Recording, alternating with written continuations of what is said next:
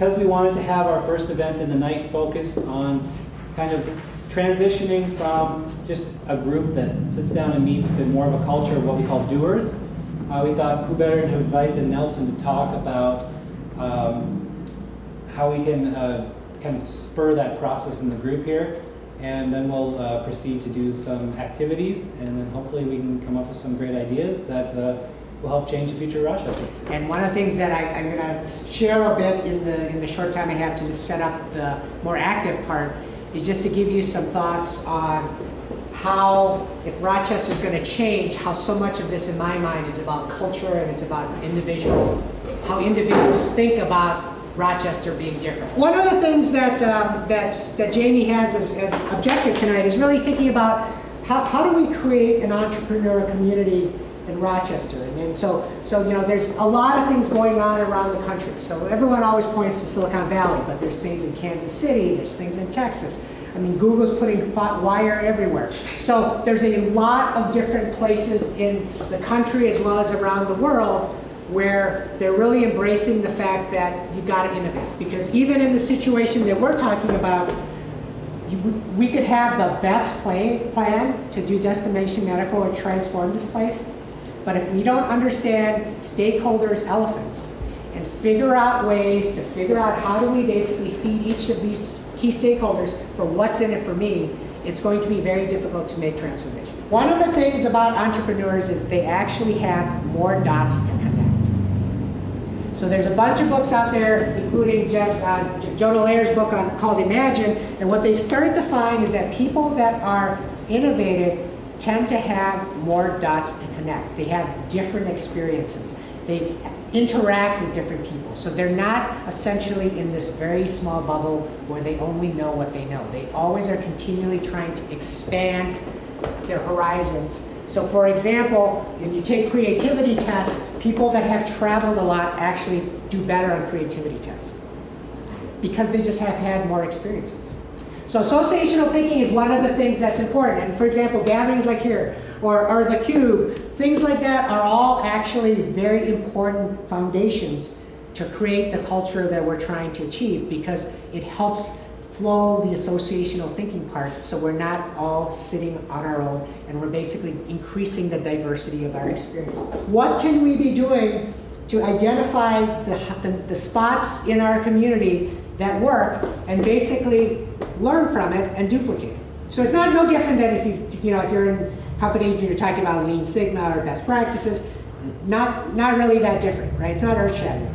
But oftentimes I would argue sometimes what happens is we either ignore it or we actually, because of our own personal needs or our organization needs, we actually want to kill the good ideas because we're threatened, right? So sometimes we deliberately try to take care of it because we don't want people to be better than we are.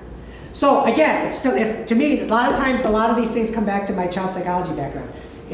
Adults, in my opinion, are not that different than kids. In fact, sometimes adults are worse because kids at least are honest.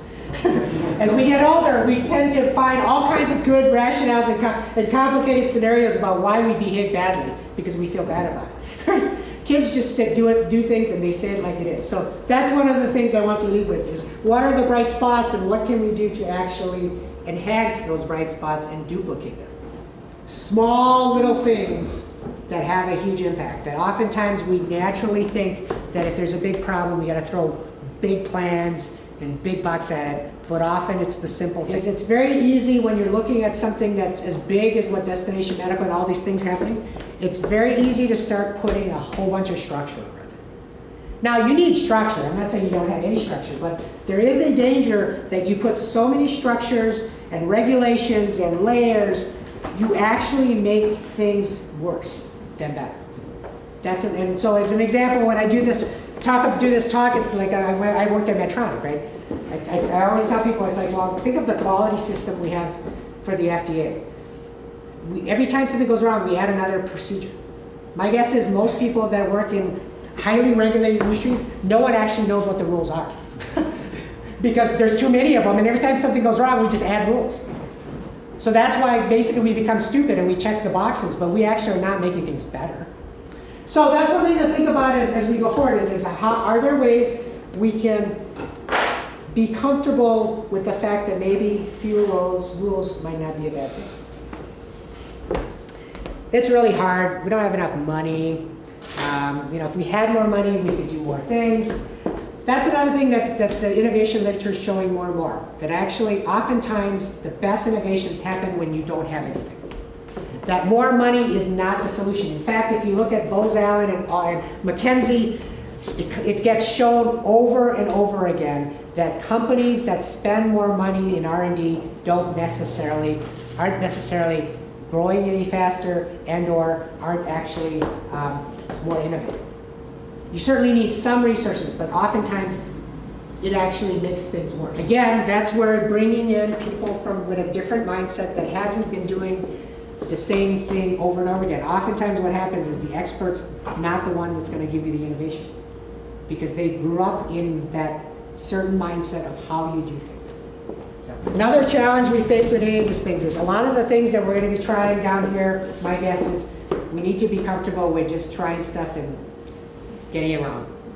And they talked about Jeff Bezos, and he said one of the things at Amazon, he said, I encourage our employees to go down blind alleys and experiment. So one of the things about Amazon is actually is known for being really cheap. So they don't have a lot of money. But he talks about, I encourage our employees to go down blind alleys and experiment. Try to create tools to reduce the cost of doing experiments. If you can increase the number of experiments you try from 100 to 1,000, you dramatically increase the number of innovations you produce. So what Amazon does is they systemically in their culture are constantly encouraging people to try stuff out and get it wrong, but just keep experimenting.